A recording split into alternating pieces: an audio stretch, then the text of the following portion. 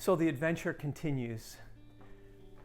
We are on this pilgrimage in search of grace, in the hopes of grace, which is, paradoxical because the infrastructure of this theology of sacramentality is that we're in a relationship with a God who's desperate to give us grace.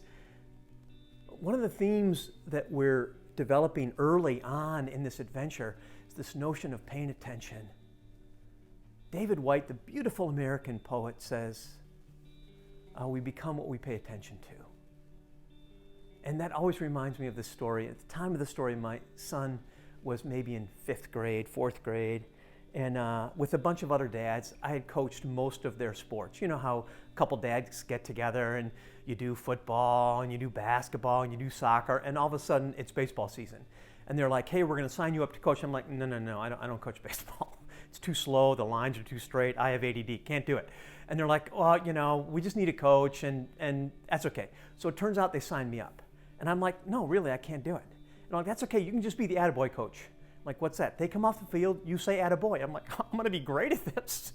So first couple games, I don't want to brag or anything, but I'm like, attaboy, everybody's attaboy. It was beautiful.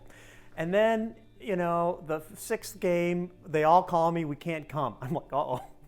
So they show up, the other team, all the coaches are in coordinated little shirts and they have like spreadsheets. Like, oh my God, here's the most difficult thing for a 5th grade baseball coach. You got to come up with a different lineup every inning because all the kids have to switch positions. It's amazing. So they got spreadsheets, they got little scraps of paper. I make it to the 5th inning and I'm exhausted. I'm not a big drinker, but I am going out for one after this game is over. Get to the last inning. And we're going to bat one more time. So I'm just scrambling to try to do the lineup, who's going where. I'm trying to find a right fielder. And my team's up to bat. And the first 2 kids get out like instantaneously. And then my son comes up. Truth be told, baseball's not going to be big in his future. But I'm like, just get a hit, dude. I need some time to find a right fielder. So 2 quick strikes. I'm like, come on, man. I look down. I glance over. He hits a slow roller to the pitcher. One of my son's skills is speed, so he starts to go to first at an alarming rate. The pitcher throws a lob ball to the first baseman, allowing my son, the ball, and the first baseman to meet simultaneously. They all go down.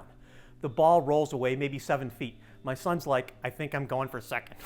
Gets up, goes to second. First baseman repeats the lob throw to second base, and then the collision reduplicates itself. Second baseman, my son, the ball, all meet at the same time. Ball goes away.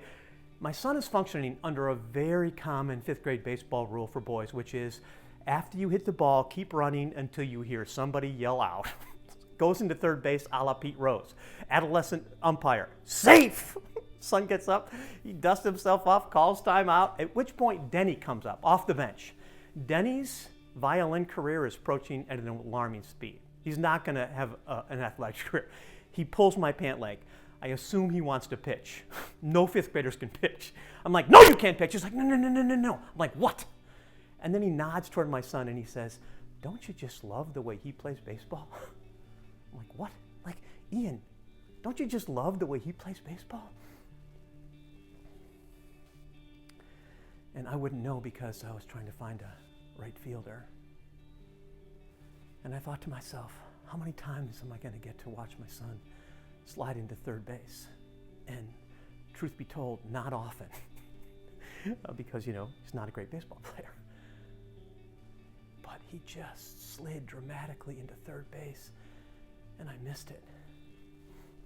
I wanted to get a check and just write it to Denny, $1 million. And in the little memo, those people, you remember checks? And there's a little memo line down there. It says, for service, I would put for services rendered. And I wanted them to follow me around the rest of my life and pull my pant leg and just say, don't you just love that? Don't you just love that sunset? Don't you just love that music? Don't you just love your wife, the way she sits there and turns sideways? When Jesus said, you have eyes but not see and ears but not hear, I don't think he was using his nice voice. Jesus was the one that said, behold the lilies of the field. Behold the birds of the air. Behold the little children. You know what behold means, don't you? It means drink it in. Receive the grace that I'm desperate to give you. And Jesus cooperated with that God. And because of that, he's the quintessential mediator of grace. And then he begs us, pay attention. Don't be in search of a right fielder when you could watch your son slide into third base and witness a sacrament. So, let's pay attention. Let's behold. It's a privilege to walk with you. And the church says,